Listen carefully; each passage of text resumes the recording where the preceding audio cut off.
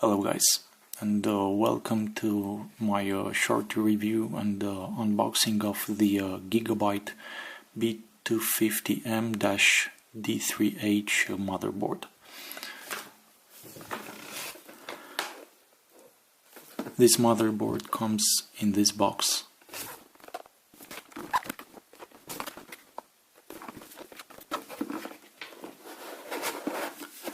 It is built especially for the Kaby Lake line of CPUs.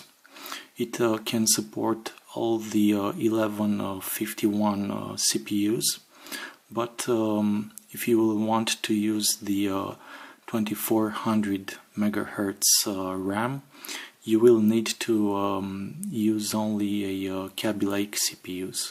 The Skylake ones will make your memory, your RAM, to operate only at 2133 MHz.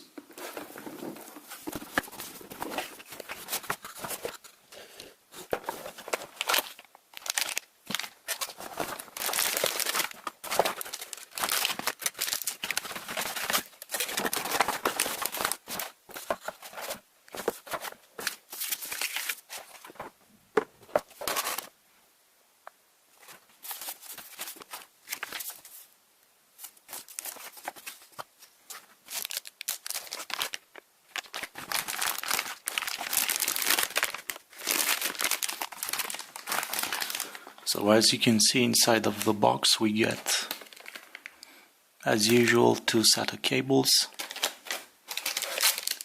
the I/O shield for the motherboard and the case,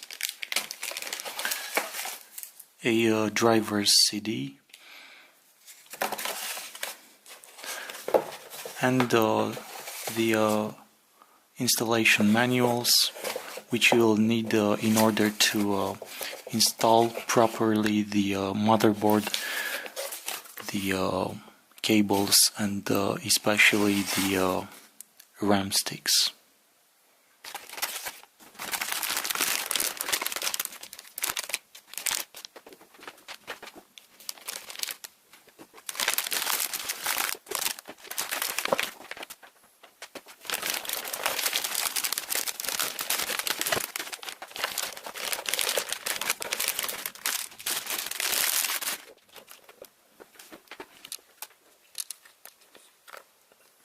This motherboard looks really superb. I used to have the B250M-D3H, so the same motherboard, only for the 1150 socket with a Core i5 4670, and I was really delighted with it. It worked beautifully. You can see this motherboard comes with a heatsink for the north bridge.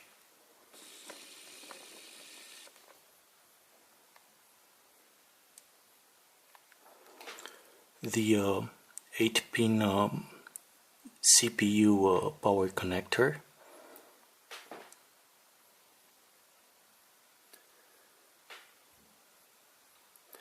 and on its left it has the first fan header for the case.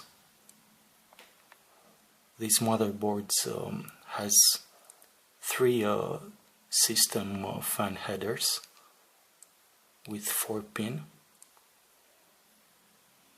so you can adjust the speed at which they spin. It has 4 RAM slots. It can support 2400 MHz RAM, a total maximum of 64 gigabytes.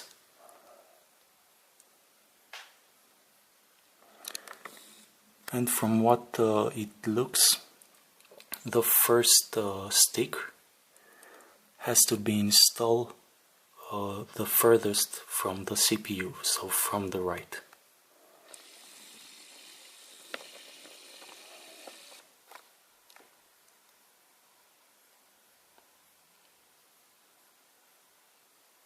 So first you'll have to populate the gray slots, the first gray slot from the right, then the second gray one, which is marked as a DDR4 underline 2.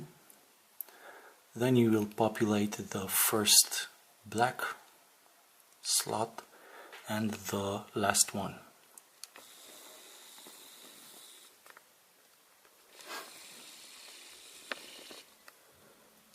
The 24-pin power connector for the motherboard from the PSU.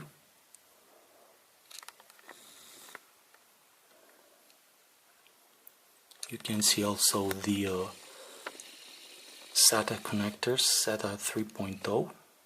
This motherboard has 6 of them, 4 there and 2 on the bottom.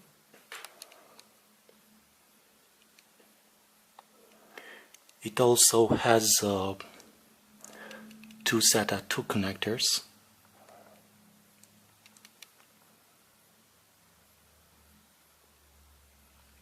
Most probably the SATA 2 connectors are this one, and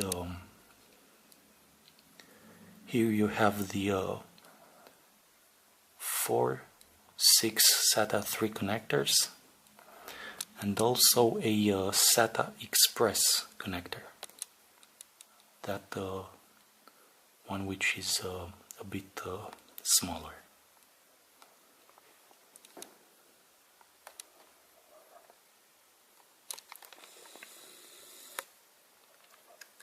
Also, you can see this motherboard supports M.2 SSDs for even higher speeds in read and write.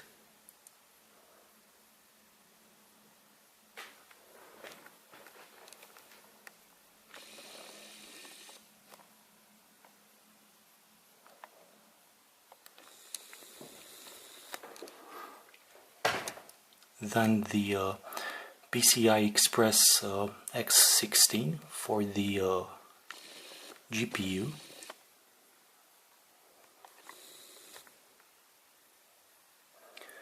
And another PCI Express, but only X4, so you will be able to run a Crossfire configuration on this motherboard. But the second PCI Express slot works only at X4, not the X16.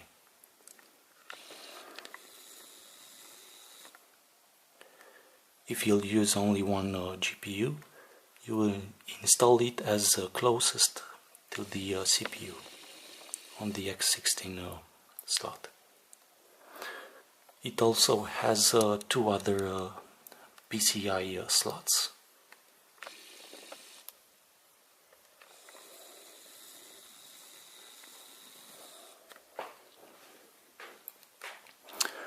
The other system fan headers are one here, again 4-pin one,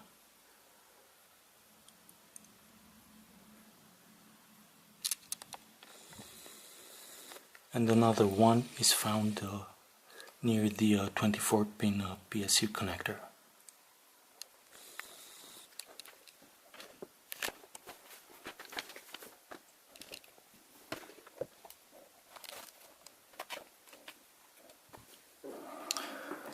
Here you can see the video outputs, and also you'll see the main reason I decided to purchase this motherboard. So starting from the left, we have the PS2 connectors for the keyboard and the mouse, and then the video outputs, a VGA one, the DVI-D, the HDMI one. This is HDMI 1.4 It will support 4K resolution, but only at 24 Hz. And this, finally, the display port, which supports 4K at 60 Hz. This is also the main reason I decided to buy this motherboard, because I will use it without a dedicated graphics card, and at this point I am unable to use my 4K monitor because I don't have the GPU anymore. So this motherboard is very good for a gaming PC, but also if you want to have a make a home theater or a multimedia system. You will be able to hook it up to a 4K display in 60 Hz only by using the integrated graphics on the CPU. Further on, you see with the blue color the USB 3.0 ports, the RJ45 slot for the Ethernet, and also the audio inputs.